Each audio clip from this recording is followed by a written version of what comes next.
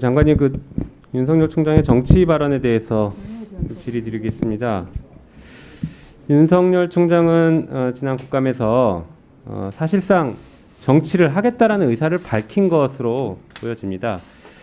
두 가지 고려하면 그렇게 평가할 수 있는데요. 먼저 퇴임 후에 자신이 봉사하겠다라는 의사를 밝혔고, 또 한 번은 정치를 할 거냐라는 질문에 대해서 부인을 하지 않았습니다.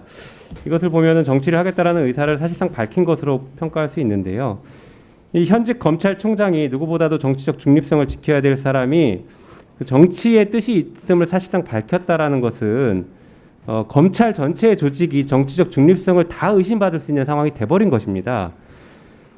검찰이 기소를 하고 수사를 하면 도대체 누구를 위해서 한 것이냐, 어느 정치 세력을 위해서 수사하고 기소한 것이냐라는 의문이 꼬리표처럼 따라다닐 것입니다. 이런 것은 앞으로 막기 어려운 그런 상황이 되어버린 것 같습니다. 안 그래도 현재 검찰이 정치한다라는 비판이 매우 많지 않습니까? 본 의원은 이번 총장의 정치 발언이 이렇게도 들렸습니다. 본인이 총장이 정치할 의사가 있다라는 것으로 보여져서 정치하려면 주변 정리 깨끗하게 해야 되지 않겠습니까? 그래서 가족 문제 모두 무혐의로 마무리하고 정치 나가겠다, 이런 속셈으로 지금 있는 것이 아닐까. 그리고 가족 사건을 그래서 이렇게 처리를 하지 못하고 지연하고 있었던 게 아닐까. 수많은 고소고발이 있어도 수사가 진행이 되지 않고 있었습니다. 본 의원은 그렇게 평가할 수 있지 않을까 생각합니다. 검찰권을 총장이 지나치게 사적으로 남용하고 있다, 이렇게 평가할 수 있을 것 같습니다. 이 의견에 동의하십니까?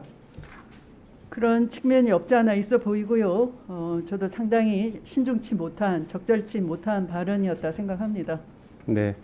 자, 살아있는 권력에 대한 수사, 살아있는 권력에 대한 수사를 해서 인사에 어떤 불이익을 받았다라고 야당 의원들이 계속 주장하시는 것 같은데, 지금 본 의원이 볼 때는 살아있는 권력은 검찰총장으로 보여지고, 총장 가족에게 대한 수사를 못하는 것이 오히려 살아있는 권력에 대한 수사를 못하는 게 아닐까, 이렇게도 보여집니다. 이 부분도 좀 잘 챙겨주시기 바랍니다. 네. 그리고 옵티머스 주임 검사를 역임했던 아까 부장 검사 김유철 검사에 대해서 질의드리는데, 이 검사가 윤 총장의 최측근이다, 이렇게 지금 평가를 받고 있습니다. 보니까 한동훈 검사랑 고등학교, 대학교 선후배 관계로 매우 친한 관계인 것 같고, 또 저번에 윤 총장이 그 대검에 특정 검사 몇 명을 남겨달라고 요구를 했던 것 같은데, 이 김유철 검사도 남겨달라고 요구한 것 아닙니까? 혹시 이 부분 밝힐 수 있습니까? 인사 내용에서 제가 말씀드릴 입장은 못 됩니다. 네, 알겠습니다. 그리고 이규철 변호사와 같이 특검에서 활동했다, 윤석열 총장이 활동했다라고 지금 평가를 하고 있는데, 옵티머스 사건의 변호인으로 지금 추정되는, 자, 그 국정농단 특검에서 이규철 변호사는 특검보였습니다. 특검보는 그 특검법에 따르면은 그 검사장급 예우를 받습니다. 윤석열 총장은 당시 그 수사팀장이었죠. 네. 다시 말해서 특검보의 지휘를 받는 수사팀장이라고 평가할 수 있는 것입니까? 네. 그러면 당시 특검에서는 이규철 변호사가 상급자였네요. 윤석열 총장의.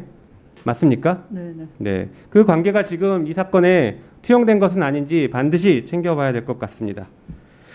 자, 그리고 지금 수사지휘 계속 얘기하시는데, 검사가 잘못을 하면, 검사가 그 과오를 저지르면 잘못했다라고 우리가 계속 얘기할 수 있지만 제대로 된 처벌이나 불이익을 받은 적이 거의 없습니다. 이것도 하나의 검사의 특권이 아닌가 싶습니다. 자료 한번 보시겠습니다. 자, 검찰권 남용의 아주 대표적인 사례들로 꼽을 수 있는 게 검찰 과거사위원회에서 17개의 사건을 조사해서 결과를 발표했던 것들이라고 볼 수 있습니다. 그중에 우리가 흔히 알고 있는 대표적인 사건들입니다. 장저널리스트 사건, 대부분 범죄 사실 불기소했고 조선일보 사주에 대한 조사가 거의 이루어지지 않았고, 사실상 조선일보 사주를 감춰주기 위한 방향으로 수사한 게 아니냐라는 평가를 받았던 사건입니다. 그리고 중요 증거 자료가 아예 없어져 버렸죠. 그리고 KBS 정현주 사장 배임 사건, 이것은 법원이 최종적으로 무죄를 판단했고, 법원이 화해 공고 결정 내린 사건을 받아들였다라고 해서 배임이라고 기소를 해버렸습니다. 이것은 전형적으로 KBS 정현주 사장을 쫓아내고 당시 MB 정권의 새로운 측근 사장을 들이기 위해서 찍어내기 수사를 했다라고 평가를 받고 있습니다. 그리고 서울시 공무원 간첩 조작 사건, 국정원의 인권 침해와 그 관련 검사들이 동조했던 내용들이 낱낱이 밝혀졌습니다.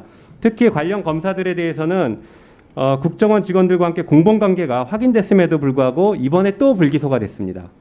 PD수첩 사건 보시죠. 광우병을 보도했던 PD수첩에도 1차 수사팀은 불기소 의견을 제시했습니다. 그랬더니 수사팀을 갈아버리고 2차 수사팀에서 기소를 해서 무리하게 기소해서 결국 최종 무죄 확정이 된 사건입니다. 이 사건 검사들 승승장구했죠. 그 뒤에. 그리고 김학의 전 차관 사건, 이 대표적인 봐주기 수사였습니다.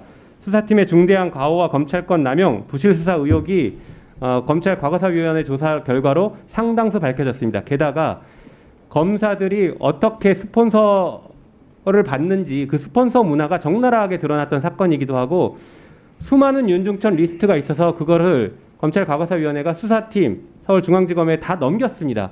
그럼에도 불구하고 그 수많은 리스트, 윤중천 리스트에 대해서는 수사가 전혀 이루어지지 않았습니다.